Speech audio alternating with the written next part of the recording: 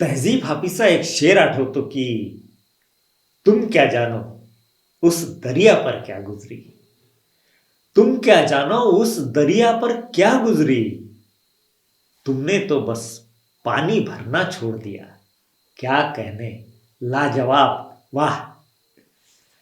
खरंच प्रत्येक माणूस हा संवेदनशील असतो. आणि कवी कवी तर असतो.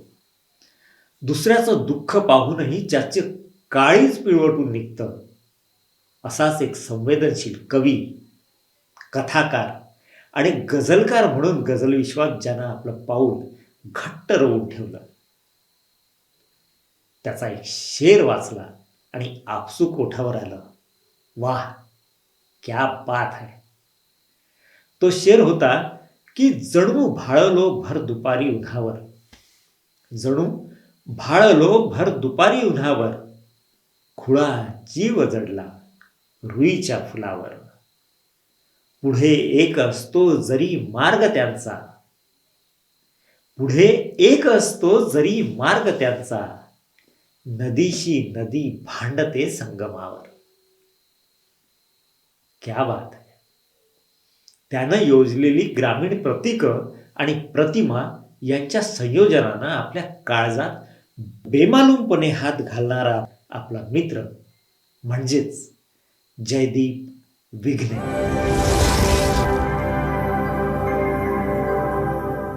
जयदीपचा रुईची फुले हा गझल संग्रह प्रकाशित आहे.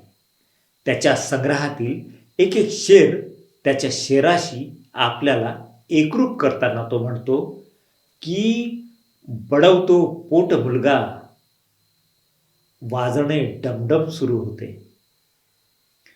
बडवतो पोट मुलगा, वाजणे डमडम सुरू होते.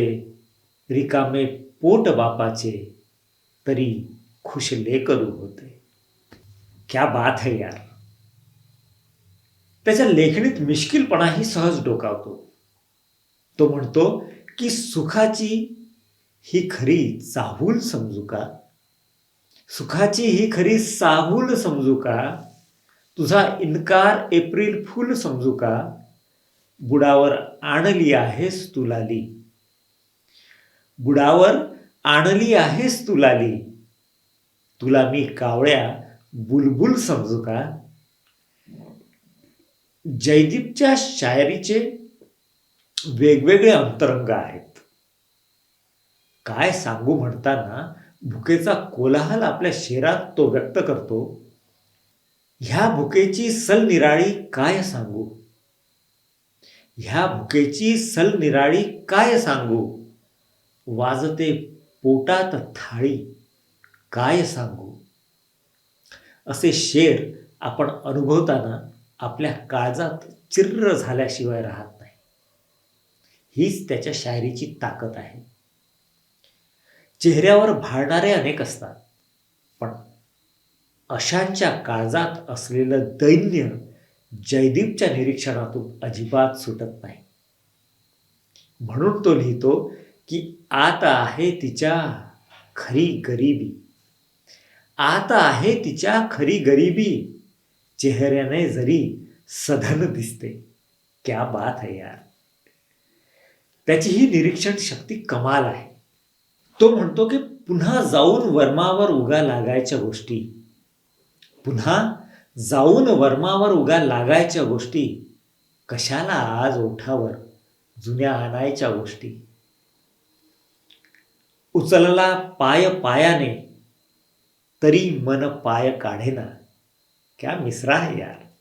उचलला पाय पायाने तरी मन पाय काढेना. मनाने का बरे इतक्या मनावर घ्यायच्या गोष्टी. डोळ्यात अश्रू आले म्हणजे आपल्याला पुढचं काहीच दिसत नाही. त्यामुळे आपले पाय जागीच रुतून बसतात. हे सत्य तो जाणून आहे, म्हणूनच तो भावनाकुल होत नाही आणि म्हणतो की सोसण्याचे ये धडे घेऊ. सोसण्याचे ये धडे घेऊ. दुःख थोडे रांगडे घेऊ. आळ घेऊया भुकेवरती. आळ घेऊया भुकेवरती. साक्ष द्याया तळे घेऊ. आय हाय, काय लिहितोस यार. वाह. जयदीपची सहज सोपी भाषा आपल्या मनाला भुरळ घालते. आपल्या मनातलं व्यक्त होऊन तो पुढे हेही म्हणतो की पापण्यांच्या आड दलदल ठेवतो. पापण्यांच्या आड दलदल ठेवतो. काळ एखादी तरी सल ठेवतो. यायचे नसते पुन्हा परतून तर, यायचे नसते पुन्हा परतून तर, का थवा झाडात कलकल ठेवतो. वा. आयुष्याची गणित सुटता सुटत नाही. मात्र ते शल्य जयदीपच्या लेखणीतून सहजतेनं बाहेर येतं. तो म्हणतो की दाटला अंधार माझ्या आत आहे. दाटला अंधार माझ्या आत आहे. जिंदगानी बोगद्यातून जात आहे. मायबापाचे करावे काय आता. मायबापाचे करावे काय आता. हीच चर्चा बायको नवऱ्यात आहे. जिंदगानी बोगद्यातून जात असली तरी सुखाची चाहूल देणारा नितांत सुंदर शेर त्याच्या लेखणीतून प्रसवतो. तो म्हणतो की पैंजणांनी नाचरे केले तिच्या घर. पैंजणांनी नाचरे केले तिच्या घर. लेक माझी वेदना तुडवीत आहे. क्या बात है यार. दुःखातूनही सुखाची किनार शोधण्याची किमया जयदीपच्या लेखणीत आहे. आणि म्हणून त्याच्या शायरीचा लहजा सांभाळणारी एक गझल आपणा सर्वांसोबत शेअर करताना मला अतिशय आनंद होतो. तो म्हणतो की मुद्दाम नाव नाही केले तुझे खुले मग. मुद्दाम नाव नाही केले तुझे खुले मग. आली कथेत नंतर माझी तुझी मुले मग. मुद्दाम नाव नाही केले तुझे खुले मग. आली कथेत नंतर माझी तुझी मुले मग. आला वसंत माझ्या दारी बनून जोगी. आला वसंत माझ्या दारी बनून जोगी. झोळीत ओतली मी डोळ्यातली फुले मग. वा. आलीस पंचमीला माळून चंद्र परका. आलीस पंचमीला माळून चंद्र परका. फांदी सवे मनाच्या ओशाळले झुले मग. तू कोवळी डहाळी मी कौल वादळाचा. तू कोवळी डहाळी मी कौल वादळाचा.